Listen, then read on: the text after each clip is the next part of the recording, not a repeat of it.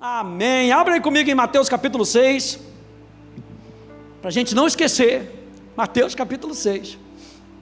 E a gente está nessa série, assim na terra como no céu. A gente está falando sobre o reino de Deus. Mensagem talvez mais importante de Jesus, que ele mais pregava, era sobre o reino de Deus, nos ensinando que Deus governa sobre a nossa vida. Meu Deus! E aí os discípulos pedem para Jesus: Jesus, nos ensina a ter relacionamento com Deus.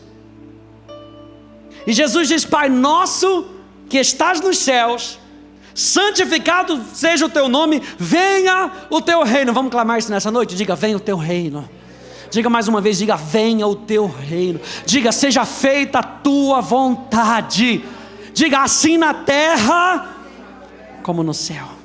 Meu Deus, é a nossa oração. E a gente está aprendendo o que significa clamar pelo reino. A gente está aprendendo o que significa viver no reino. A gente está aprendendo o que significa quando Deus governa sobre a nossa vida. Há 2 semanas atrás nós falamos sobre o Espírito e a noiva pedindo a Deus: vem. Aqui Jesus está falando sobre um reino, uma parte do reino que se manifestaria. Nós falamos, o reino de Deus se manifesta em nós. O reino de Deus está dentro de nós. O reino de Deus é pela fé. Em Apocalipse capítulo 22, o Espírito e a noiva clamam: vem.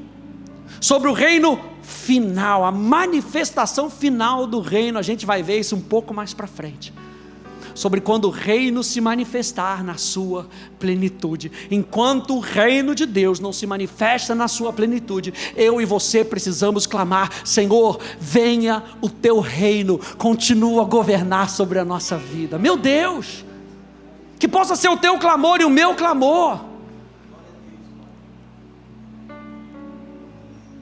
Aí semana passada nós começamos a ver a definição. O que significa governar? Governar é a ação de dirigir e de proteger a cidade, mas também de conduzir os homens. Diga: proteger e conduzir. O governo de Deus nos protege. Eu coloquei aqui de uma outra maneira, tive essa ideia. Aleluia. O reino de Deus nos protege e o reino de Deus nos conduz. Para sumarizar o que a gente começou a falar na semana passada, o reino de Deus nos protege, ou seja, acima de tudo, o que Deus deseja é nos colocar debaixo das suas asas e nos proteger. Quando a gente fala que Deus governa sobre a nossa vida, eu quero que você coloque isso no seu coração. Como diz o pastor Hélio, se eu pudesse, eu entrava aí dentro do seu coração, escrevia no seu coração que Deus está te protegendo. Quando Deus governa a sua vida, Deus está te protegendo. Gente, que amor é esse?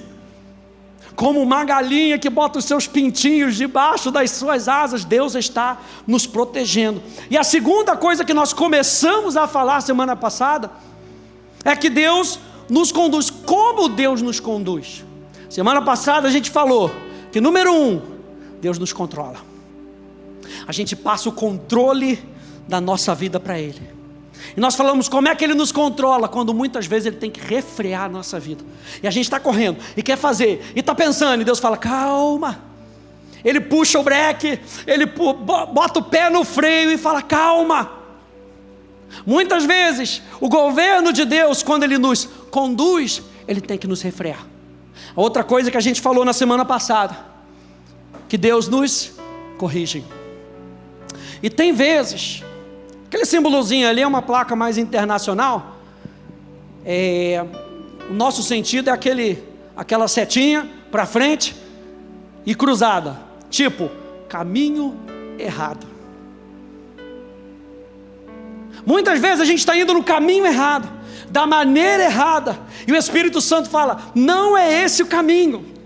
É justamente o motivo daquela passagem que diz assim: quando você se desviar para a esquerda ou para a direita, vocês ouvirão uma voz de trás de vocês dizendo: esse é o caminho, andai por ele. Ou seja, Jesus, quando Ele nos conduz, o reino de Deus, quando nos governa, Ele vai apontando o caminho e vai nos corrigindo.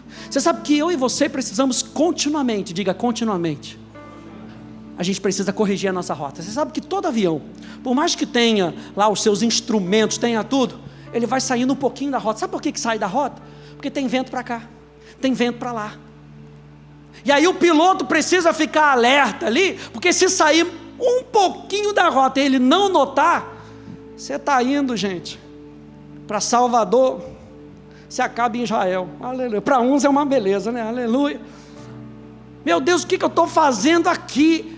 Muitas vezes é o que acontece. A gente se pergunta, gente, o que eu vim fazer aqui?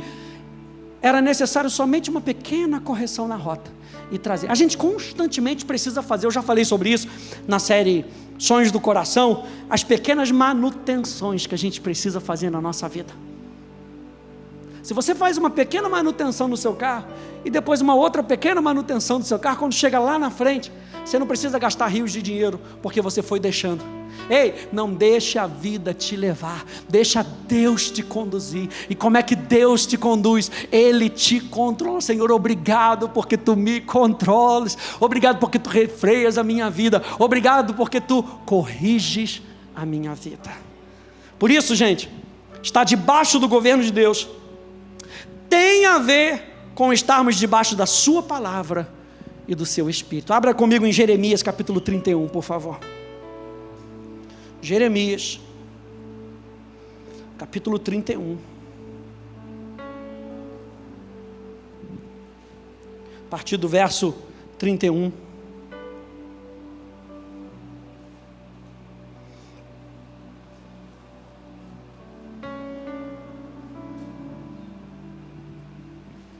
O título desse capítulo que a Sociedade Bíblica deu é Lamento Transformado em Júbilo. Sabe que quando a gente sai fora do governo de Deus, gente, a gente encontra muita tristeza na vida. Mas quando a gente está com Deus, Ele transforma tristeza em alegria. Olha só o que diz o verso 31. Diz: eis aí vem dias, diz o Senhor, em que firmarei nova aliança com a casa de Israel e com a casa de Judá. Nós estamos falando que o governo de Deus sobre a nossa vida, ele é firmado através da palavra e do Espírito. A gente viu isso semana passada também. E aí Jeremias está profetizando um novo tempo para Israel, um tempo que alcançou a mim e a você. Ele diz: eu vou fazer uma nova aliança, não segundo a aliança que eu fiz com os seus pais, no dia em que os tomei pela mão, para os tirar da terra do Egito, pois eles quebraram a minha aliança, apesar de eu ter sido seu esposo, diz o Senhor. Porque essa é a aliança que farei com a casa de Israel. Depois daqueles dias, diz o Senhor, na mente lhes imprimirei as minhas leis, também no seu coração as inscreverei. Eu serei o Deus deles e eles serão o meu povo. Ele está falando: meu governo vai chegar, mas não vai chegar do lado de fora, vai chegar do lado de dentro, e dentro de vocês eu vou colocar a minha palavra. Por quê? Porque a minha palavra, ela refreia você, a minha palavra, ela corrige você. E número 4, como é que Deus nos governa? Ele nos orienta. E como é que Ele nos orienta? Ele nos orienta pela palavra e pelo Espírito. Uau! O governo de Deus sobre a nossa vida, lembra? Número 1, nos protege. Número 2, Ele nos conduz. E como é que Ele nos conduz? Ele nos controla, Ele nos corrige e Ele nos orienta. Deus está sempre trazendo, está sempre disposto a nos orientar. Salmo 32, estou me lembrando do Salmo 32, meu Deus, que maravilha. Salmo 32.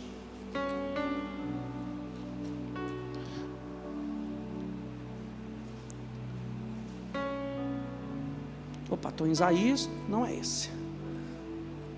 Salmo 32, verso 8, nos lembra: eu o instruirei e lhe ensinarei o caminho que você deve seguir, e sob as minhas vistas lhe darei conselho. Olha, não é interessante que fala sobre as minhas vistas? Eu gosto dessa expressão aqui, porque quando fala sobre as minhas vistas, está falando: você está perto de mim, Eu sempre uso essa expressão. A mãe vai no parquinho, deixa o filhinho, mãe, posso ir ali no balanço? Pode, mas fica aonde eu posso te ver. A mãe dá a liberdade para o filho, para a filha, vai até, pode ir, mas fica onde eu posso te ver, porque onde eu posso te ver, eu posso te proteger. Onde eu posso te ver, eu estou vendo num ângulo muito maior, e eu posso ver se vier perigo dali, se vier algo dali, eu estou com os meus olhos em você. Os olhos do Senhor são postos sobre os justos, para quê? Para nos proteger e nos conduzir. E ele continua dizendo aqui no verso 9, não sejam como o cavalo ou a mula, que não tem entendimento, que são dominados com freios e cabrestos, do contrário não obedecem a você. E ele diz, muitos são os sofrimentos do ímpio. Por quê? Porque o ímpio, ele não recebe orientação, o ímpio não recebe o conselho de Deus, o ímpio, ele não consegue ouvir as direções de Deus. Então ele fala, muitos são os sofrimentos do ímpio, mas o que confia no Senhor, meu Deus, a misericórdia o cercará. Aleluia. Meu Deus, a misericórdia do Senhor são as causas de nós não sermos consumidos. Bondade e misericórdia, aleluia, me seguirão todos os dias da minha vida, e habitarei na casa do Senhor para todo sempre. Por quê? Porque na casa do Senhor, na presença do Senhor, eu sou orientado, eu sou aconselhado, eu sou guiado. A palavra de Deus me guia. Meu Deus,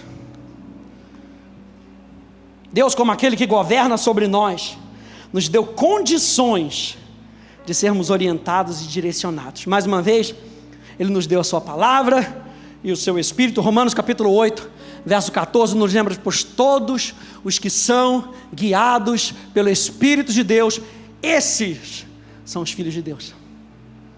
A Bíblia fala que para nós nos tornarmos filhos de Deus, a gente tem que aceitar a obra e o senhorio de Cristo.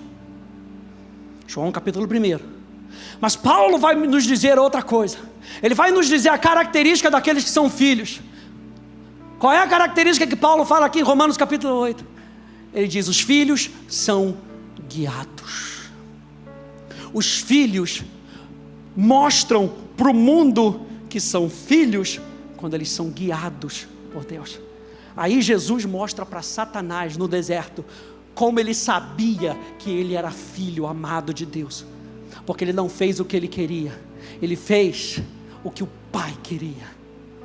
Nem só de pão viverá o homem, mas de toda palavra que procede da boca de Deus. Jesus estava falando, eu estou esperando uma palavra da boca do meu Pai. Enquanto Deus não mandar uma palavra, eu não vou transformar pedra em pão. Jesus usa a palavra, Jesus vence pela palavra, porque Jesus era governado pela palavra. E aí você vê que Jesus, em Lucas capítulo 4, ele abre Isaías, ele lê Isaías, e depois dele ler Isaías, ele é conduzido ao deserto, em algumas versões, no deserto, pelo Espírito. Então Jesus é conduzido pelo Espírito e fundamentado na palavra. Se eu e você vamos ser governados por Deus, não fuja dessas estacas. Se você diz que o governo de Deus está sobre a sua vida, está sobre a sua casa, isso quer dizer que a palavra de Deus tem que ser o nosso fundamento, e o Espírito Santo tem que ser a nossa direção. Provérbios capítulo 6, verso 20, verso 22, filho meu, guarda o mandamento do teu pai, e não abandones a instrução da tua mãe. Ata-os perpetuamente ao teu coração, e pendura-os no teu pescoço. Quando caminhares, isso te guiará. Olha a condição. Quando você caminhar, isso vai te guiar. Quando você se deitar, isso te guardará. Quando acordares, isso vai estar vivo dentro de você. A palavra de Deus não pode ser uma mera repetição. A gente não pode vir para o culto e ouvir apenas uma palavra. Essa palavra tem que falar com a gente tem que amar tanto a palavra de Deus, ao ponto de nós sermos guiados e deixarmos ser guardados pela palavra. E quando você entesourar essa palavra, ela vai falar com você. Pastor, eu não tenho ouvido a palavra, eu não consigo ouvir, talvez porque você não entesoure a palavra.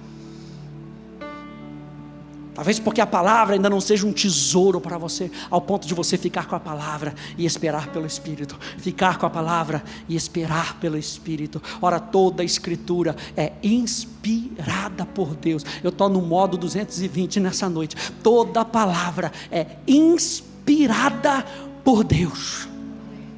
Meu Deus. Verso 22, quando caminhares, isso te guiará. Meu Deus. Vai lá comigo em Isaías capítulo 2.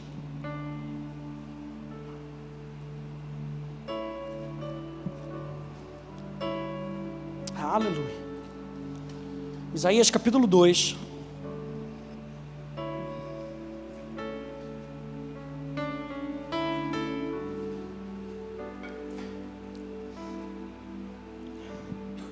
No verso 2, falando do monte do Senhor, e ele fala nos últimos dias, algo profético, para a volta de Jesus, para o estabelecimento do reino milenar de Jesus, onde o reino de Deus será estabelecido de maneira completa. Diz, nos últimos dias, o monte do templo do Senhor será estabelecido no alto dos montes e se elevará sobre as colinas. Está falando de algo importante. E para ele afluirão todas as nações. Muitos povos virão e dirão, olha o poder da presença de Deus de nos atrair.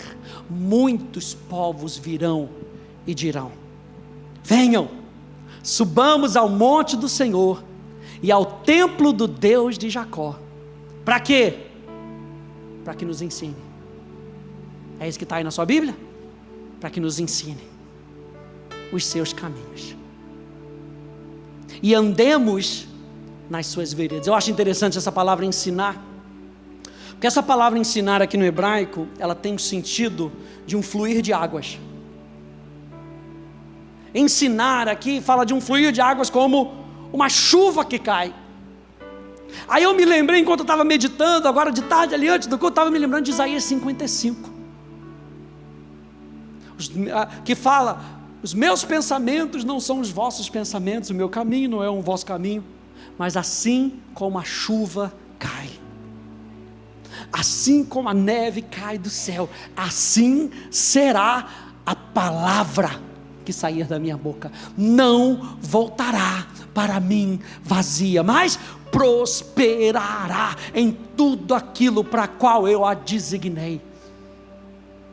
O que Isaías está falando aqui é que esse ensino vai cair, e que quando o ensino cai sobre as nossas vidas, preste atenção por favor, quando o ensino cai, os pensamentos de Deus estão caindo sobre a nossa vida. Por isso o pastor Hélio sempre alerta a gente não pode ensinar o que eu acho, a gente não pode ensinar o que eu quero, porque ensino fala de um fluir que cai dos pensamentos de Deus sobre a nossa vida. Então quando você está se colocando debaixo do ensino, e a gente está falando de Deus nos orientar, nos guiar com a sua palavra, pela força do seu Espírito, o que você está recebendo? Os pensamentos de Deus, para que nos ensine os seus caminhos. Deuteronômio eu separei aqui, Deuteronômio capítulo 32, diz assim rapidinho, diz assim, inclinem os ouvidos, ó céus, e falarei. Deuteronômio 32, inclinem os ouvidos, ó céus, e eu falarei. Você está vendo que Deus está pronto para falar, mas que Ele demanda de uma resposta nossa? Ele está falando, inclina os ouvidos, porque eu estou pronto para falar. Ou seja, Deus não vai falar de qualquer maneira, Deus vai falar quando nós inclinarmos os nossos ouvidos. Meu Deus, inclina os ouvidos, ó céus, e falarei, e ouça a terra as palavras da minha boca. Verso 2, goteje a minha doutrina como a chuva, goteje o meu ensino como a chuva. Destile a minha palavra como orvalho, como chuvisco sobre a relva e como gotas de água sobre a erva. O que a água faz sobre a erva? A água, ela traz o nutriente, ela traz aquele sentimento de descanso. Está um calor danado em Ribeirão, daqui a pouco vem uma chuva. O que a gente pensa? Espero que acabe com esse bafo. A água tem esse poder. O pensamento de Deus tem esse poder. Continua dizendo aqui em Isaías, para que nos ensine os seus caminhos e andemos nas suas veredas. Porque de Sião sairá a lei e a palavra do Senhor de Jerusalém. Ele julgará entre as nações e corrigirá muitos povos.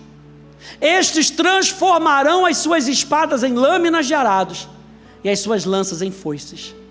Nação não levantará a espada contra a nação, nem aprenderão mais a guerra. Venham, ó casa de Jacó, e andemos na luz do Senhor. Andemos aonde? Na luz do Senhor. Aí eu me lembrei do Salmo 119, verso 105. Lâmpada para os meus pés é a tua palavra, e luz para o meu caminhar. Verso 130, a revelação das tuas palavras ilumina. Meu Deus, a palavra é a lâmpada, mas quem ilumina é a revelação, e quem traz a revelação é o Espírito Santo. Quem está comigo nessa noite? Eu e você precisamos continuamente, na orientação que nós precisamos, para estarmos debaixo do governo de Deus, nós precisamos da palavra e do Espírito.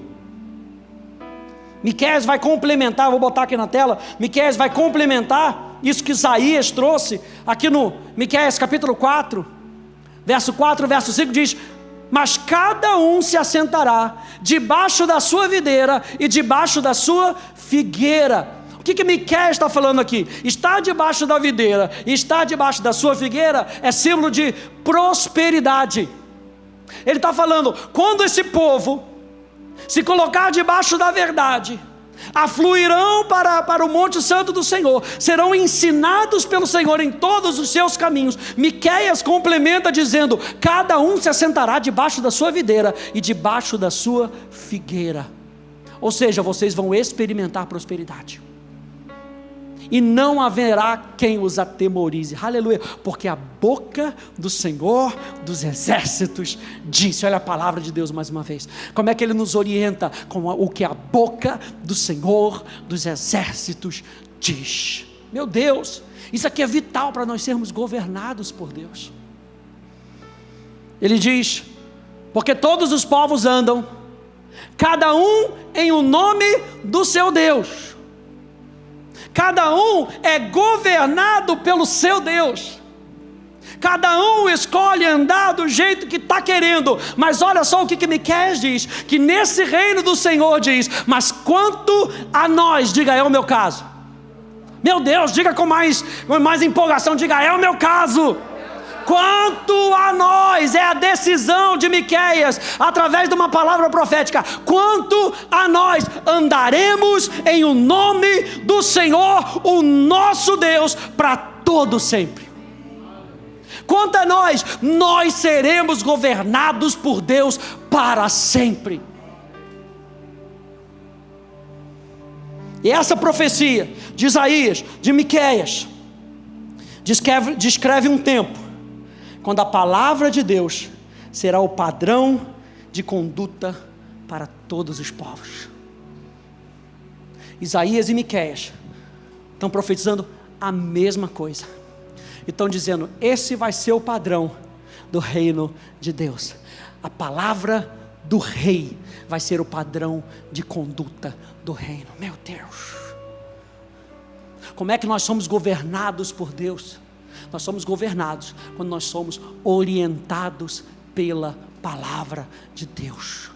Ele diz para Josué: Josué, medita nessa palavra dia e noite, Não cesse de falar desse livro. Para quê? Para que você possa fazer tudo quanto está escrito nele, e então você vai ver a manifestação daquilo que está prometido. Então você vai ver o seu caminho sendo bem sucedido. Meu Deus, eu não posso estressar isso o suficiente. Nós só somos governados por Deus quando somos orientados pela palavra e pelo Espírito, quando nós somos corrigidos pela palavra e pelo Espírito, e quando nós somos controlados pela palavra e pelo Espírito. Gente, para sermos guiados pelo Espírito e pela palavra, precisamos estar abertos. Minha palavra da semana que vem, que a gente vai falar sobre a parábola do semeador. Então já vem preparado para a semana que vem. Eu descobri coisas que eu ainda não tinha visto. Meu Deus, essa empolgação de hoje é por causa da semana que vem também. Aleluia. Porque tem coisa que já está borbulhando, que já é para a semana que vem. Então não falte, para que nós possamos ser conduzidos por Deus. Eu e você precisamos estar abertos.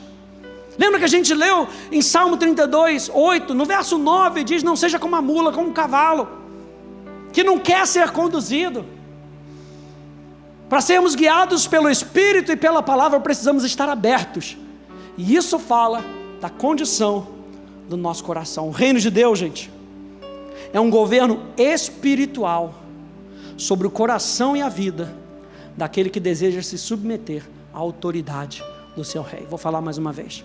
O reino de Deus é um governo espiritual sobre o coração e a vida daquele que deseja se submeter à autoridade do seu rei. O governo de Deus só se estabelece na sua vida quando nós nos submetemos. Ele não vai te pegar pelo pescoço. Quem faz isso é Satanás. Pega, se empodera da pessoa e diz: é meu cavalo, é minha mula. Mas Deus não faz isso. Deus espera com que a gente se submeta. Meu Deus, que rei é esse que espera com que a gente se submeta para proteger a nossa vida e conduzir a nosso caminho? Abre comigo em Deuteronômio capítulo 30. Olha só como é que ele faz. Deuteronômio capítulo 30.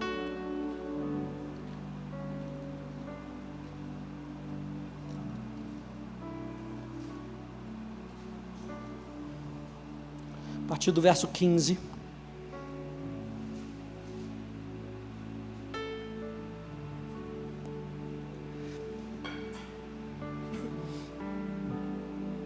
Até o verso 20. Ele diz: vejam, hoje coloco diante de vocês a vida e o bem, a morte e o mal. Se guardarem o mandamento, mais uma vez, se guardarem o mandamento. O que é o mandamento? A palavra do rei. Veja, gente, a palavra do rei não é sugestão. A palavra do rei é mandamento. E aqui está escrito: se vocês guardarem o mandamento que hoje lhes ordeno. E o que o mandamento quer fazer com a nossa vida? Olha aqui para mim, o que o mandamento quer fazer com a nossa vida? Ele quer estabelecer o governo de Deus. E o governo de Deus nos protege e nos conduz. Diga comigo: o governo de Deus nos protege. Diga: o governo de Deus nos conduz. E quando ele diz aqui, o mandamento que hoje eu te ordeno, o que ele está querendo? Nos proteger e nos conduzir. Meu Deus, isso muda a perspectiva. Tudo muda quando nós entendemos quem é o nosso Deus e qual é a intenção dele em nos dirigir, em nos controlar, em nos corrigir, em nos orientar. A gente para de ver um Deus no Velho Testamento como um Deus mau, e a gente começa a entender que o Deus do Velho Testamento é o mesmo Deus do Novo Testamento. E esse Deus, Ele quer nos proteger e nos conduzir. Verso 16: se guardarem o mandamento que hoje lhes ordeno, que amem o Senhor seu Deus. Amar a Deus nos protege, nos conduz. Que andem nos seus caminhos e que guardem os seus mandamentos, os seus estatutos e os seus juízos. Então vocês viverão e se multiplicarão, e o Senhor, seu Deus, os abençoará na terra em que estão entrando para dela tomar posse. Deus está dizendo: a única maneira de vocês serem abençoados é comigo. Por isso, número 1, amem o Senhor seu Deus. E quando a gente ama a Deus, tudo se encaixa na perspectiva correta. E aí ele diz então no verso 17: mas se o coração de vocês, olha o coração, hein? Se o coração de vocês se desviar e não quiserem ouvir, mas forem o quê? O que está escrito aí? Seduzidos, se inclinarem diante dos outros deuses e os servirem, então hoje lhes declaro que certamente perecerão. Por quê? Porque a vida está em Deus, a nossa vida está em Deus. Colossenses capítulo 3, quando Cristo, que é a vossa vida, se manifestar, a nossa vida não pode ser encontrada nas coisas desse mundo, a nossa vida só pode ser encontrada em Deus e debaixo do seu governo sobre a nossa vida. Então hoje eu declaro que certamente perecerão, não permanecerão muito tempo na terra na qual passando o Jordão, vocês vão entrar para tomar posse dela. Então falando, enquanto vocês estão me amando, vocês estão dominando, e vocês estão conquistando. No momento que vocês saírem da minha presença, vocês param de usufruir da bênção, porque a bênção, gente, não é aquilo que Deus nos dá, a bênção é a presença de Deus.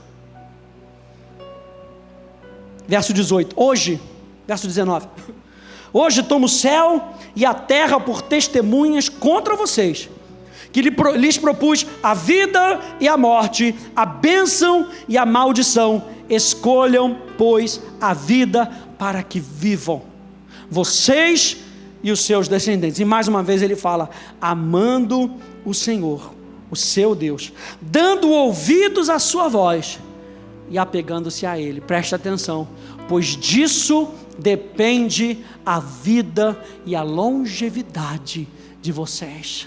Esse versículo aqui é poderosíssimo. Do que depende a nossa vida? Depende do quanto nós respondemos a Deus. Tudo coopera para aqueles que são amados por Deus? Não. Porque Deus ama a todos, é ou não é?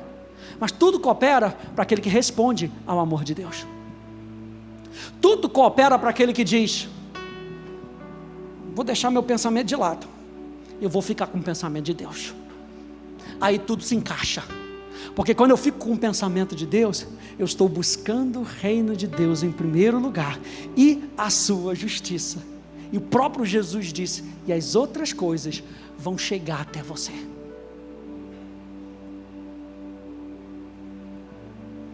Deus coloca diante de nós a vida e a morte.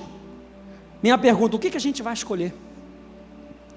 Mas outra pergunta seria mais importante, como é que eu vou escolher aquilo que é certo? Como é que eu sei que isso aqui é vida e isso aqui é morte? Como é que eu identifico que isso aqui é bênção e isso aqui é maldição? Um pouquinho mais para frente, a partir do verso 11. Deuteronômio 30, verso 11, diz assim, porque esse mandamento que hoje lhes ordeno, não é demasiadamente difícil, nem está longe de vocês, não está no céu, para que tenham que dizer, quem subirá até o céu por nós, para nos trazer o mandamento e anunciá-los a nós, para que o cumpramos. Verso 13, nem está do outro lado do mar, para que o tenham de dizer, quem irá atravessar o mar por nós, para nos trazer o mandamento e anunciá-los a nós, para que o cumpramos. Verso 14, pois essa palavra está perto de vocês, na sua boca e no seu coração, para vocês a cumprirem. A gente começou dizendo em Jeremias capítulo 31, que Deus colocaria nessa nova aliança a palavra de Deus no nosso coração. Deus está virando para o povo falando, não tem mais desculpa, a palavra está perto de ti, na tua boca e no teu coração. Como é que eu escolho o que é certo? Sabendo a palavra que eu tenho, que foi depositada no meu coração. Quanto mais palavra eu tenho depositada no meu coração, mais substância o Espírito tem para trabalhar. Mais substância o Espírito tem para nos conduzir. Mas parece que o crente hoje, muitos dos cristãos, querem andar de combustível vazio, de tanque vazio. Preferem andar de reserva em reserva. E eu me lembro de uma frase que marcou meu coração, de Charles Spurgeon, que ele diz: a maioria dos crentes navega arrastando a quilha do seu barco na praia, quando poderia navegar em águas profundas. É uma escolha. E Deus está falando, não tem mais o que temer, a palavra já está perto de você. Eu estou colocando, por isso que eu falei, gente, se você abrir o seu coração para a palavra que está sendo gotejada no seu coração, o pensamento de Deus está entrando no seu coração, e o pensamento de Deus muda como nós fazemos as nossas escolhas. Meu Deus, seja feita a tua vontade. Olha a escolha. Mas como é que eu vou saber a vontade de Deus se eu não coloco para dentro a palavra de Deus? Então a palavra, gente, irá gerar em nós o desejo de fazer o que Deus deseja. Ou seja, sermos conduzidos nos protege. Aí os elementos se interlaçam. O governo de Deus quer nos proteger, o governo de Deus quer nos conduzir, mas quando nós somos conduzidos, nós somos protegidos. Abra lá comigo em Provérbios. Provérbios capítulo 1.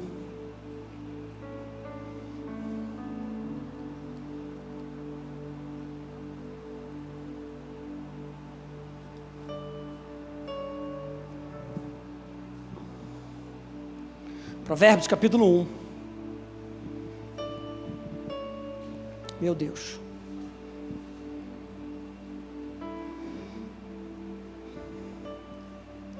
Provérbios capítulo 1, no verso 32. Veja só. Diz, os ingênuos, na minha versão diz, os ingênuos. Quem são os ingênuos? Aqueles que não têm sabedoria, que não têm entendimento. Os ingênuos podem ser comparados a uma criança. É ou não é? Fala, nossa, mas que ingênuo. Por quê? Porque o cara chegou para ele, deu um golpe nele, ele nem se ligou. Ele estava com uma nota de 100 e o outro com uma nota de 2. Ele falou, vamos trocar? Ele falou, parece igual, vamos trocar. Que ingênuo! Aí a Bíblia diz que os ingênuos são mortos porque se desviam da sabedoria. O que é a sabedoria? A sabedoria é o conhecimento aplicado. Os ingênuos são mortos porque se desviam da sabedoria. Os tolos são destruídos, e aqui um paralelismo, ingênuo e tolo, querendo trazer a mesma ideia. Os tolos são destruídos por estarem satisfeitos consigo mesmo. Meu Deus! Vamos lembrar de Isaías. Os seus pensamentos não são os meus pensamentos. Os seus caminhos não são os meus caminhos. Mas a gente fica nisso aí? Não. Ele é tão maravilhoso que ele fala, eu apresento para você os meus pensamentos. E eu mostro para você o meu caminho. E olha só a continuação, no verso 33 diz, mas o que me der ouvidos, habitará seguro, tranquilo e sem temor do mal. Meu Deus, mas o quê?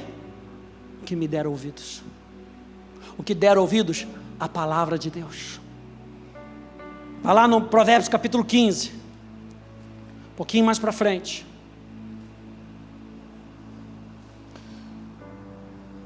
Provérbios capítulo 15.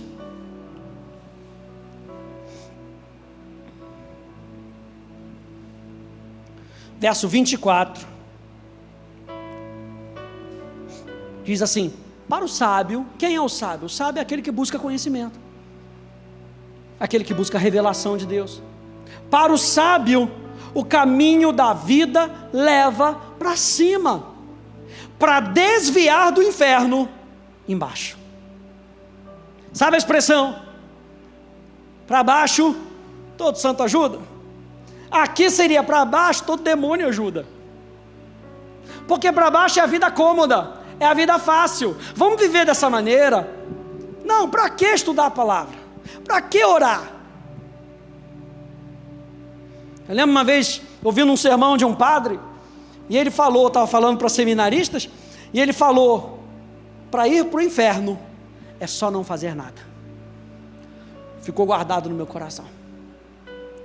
Porque eu e você, que aceitamos a Jesus e estamos debaixo do senhorio de Cristo, eu e você precisamos lutar contra a nossa carne, contra a vontade da nossa carne, para que a gente não se desvie do caminho.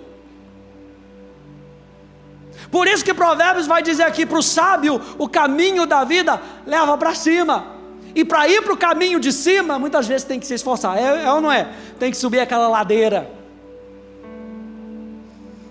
Agora estou fazendo um caminho na minha caminhada, subo ali a minha rua, vou lá na 13, dou a volta, quando eu caio, para dar a volta, na última rua, antes do açaí, ali da 13, aí eu desço, quando eu olho para o lado na primeira rua, eu sempre penso assim, eu vou começar, vou subir, vou virar, e vou começar fazendo zigue-zague nas ruas. Aí quando eu entro na primeira rua que eu vejo um ladeirão dessa maneira, eu falei, estou fora, vou lá para baixo, lá embaixo é mais plano, olha o caminho mais fácil.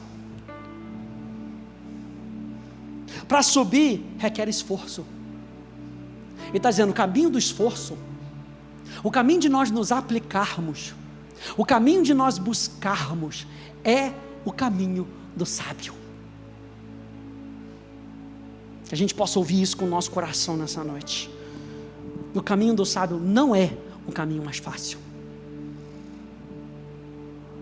O Espírito Santo então, gente, produz em nós o fruto de uma vida na palavra. O que o Espírito Santo faz? Ele produz em nós o fruto de uma vida na palavra. Quer ver como é que está a vida da pessoa? Vê como é que ela tem vivido, vê o que ela tem falado. Fruto daquilo que ela tem declarado. Porque a boca fala daquilo que está cheio o coração. A gente falou semana passada. A gente mostra muitas vezes se nós estamos sendo governados pela palavra, por aquilo que nós falamos. Gálatas capítulo 5, para a gente terminar. Abre aí comigo. Glória a Deus.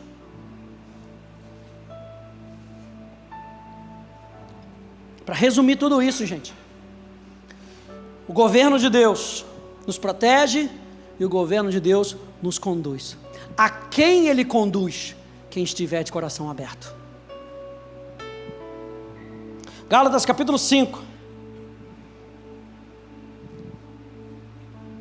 Lembra que nós fomos transportados do reino das trevas, do governo das trevas, do governo da ignorância, das mãos do inferno, para o reino do Filho do seu amor. E aí Paulo fala aqui aos Gálatas, porque vocês, irmãos, foram chamados à liberdade. Quem é livre sabe, diga amém. Porque vocês foram chamados para a liberdade. Mas não usem a liberdade para dar ocasião à carne, ou à sua própria vontade. Ele está falando, a nossa liberdade é fazer a vontade do Pai, e não fazer a nossa própria vontade. Meu Deus! Na nossa bandeira diz, independência ou morte. Mas no reino espiritual, independência é morte. A nossa dependência, ou a nossa liberdade está na nossa dependência. Ele fala, vocês foram chamados para a liberdade. Agora não tenta ficar todo independente. A sua liberdade está em você estar na esfera do reino de Deus. Aleluia, a sua liberdade está, a sua liberdade está, a sua liberdade está, Marlene, em estar debaixo do governo de Deus.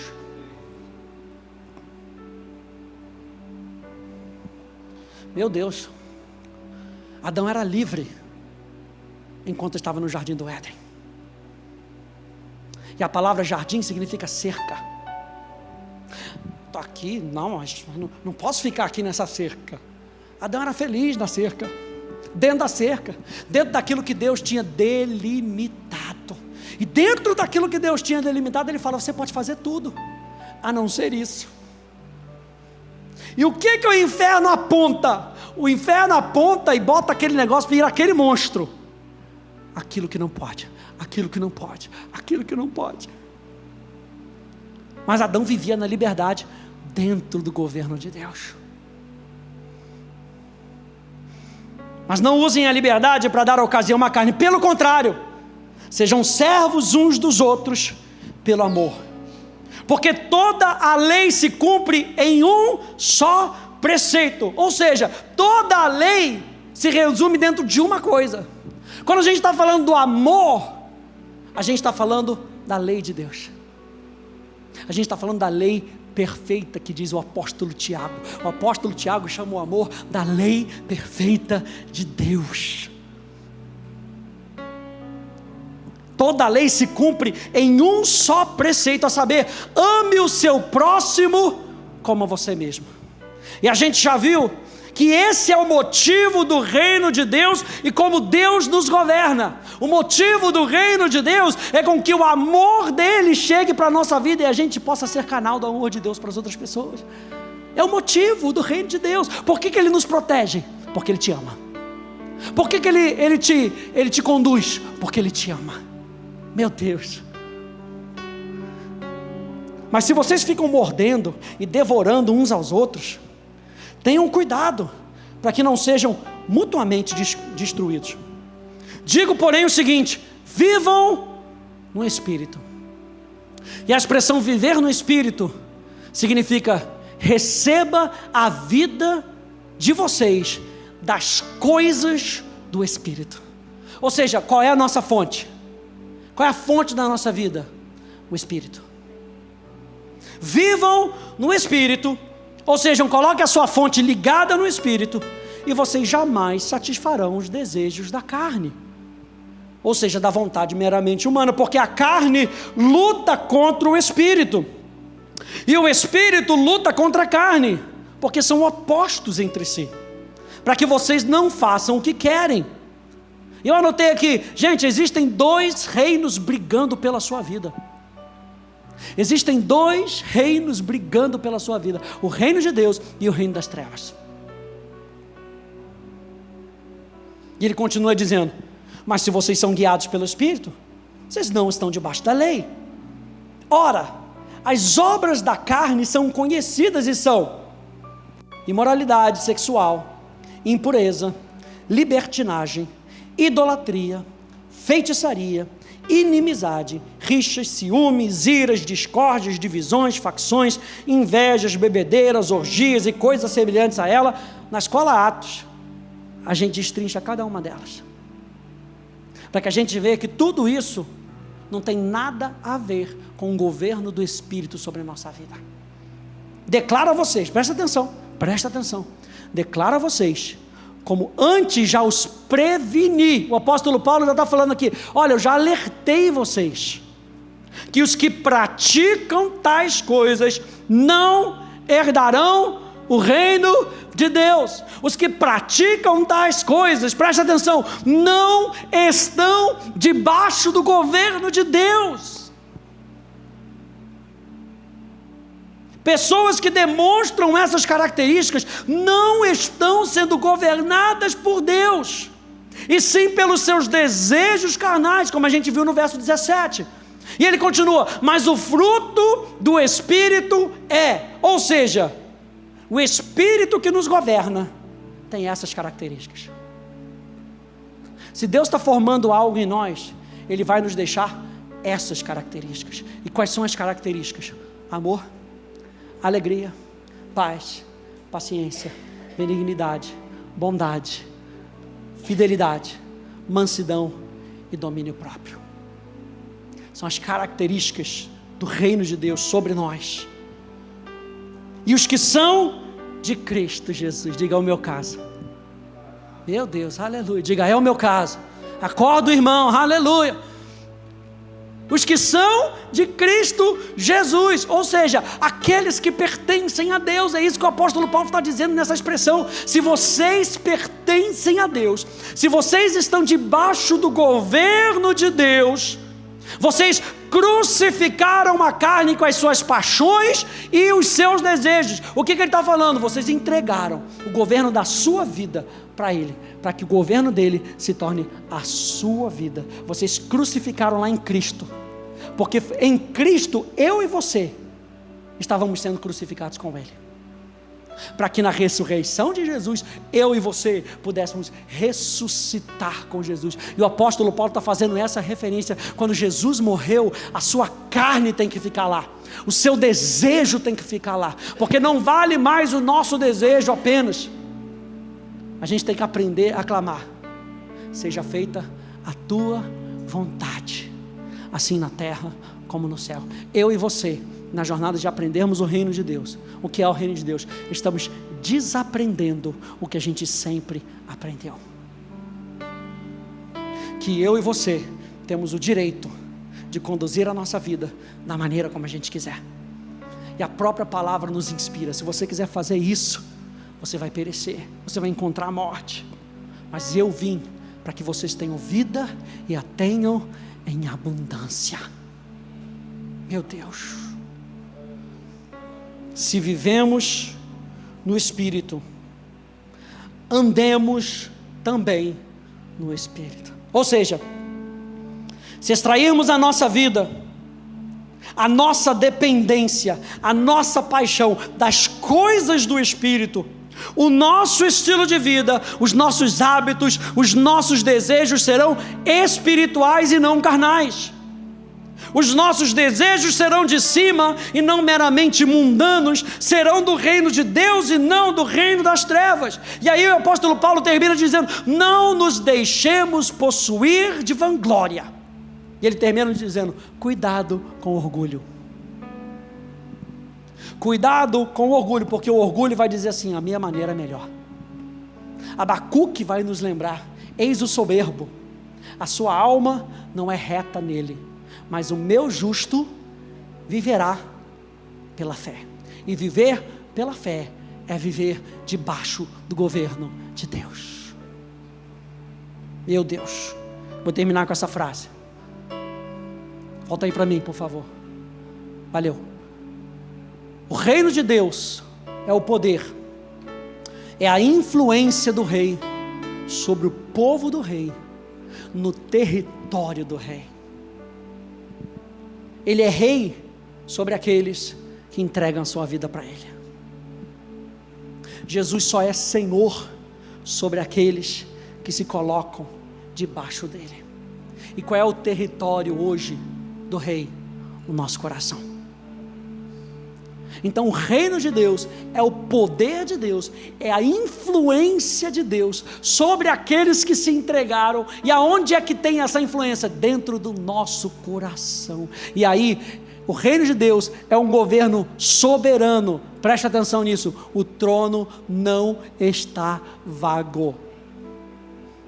Estou à procura de emprego.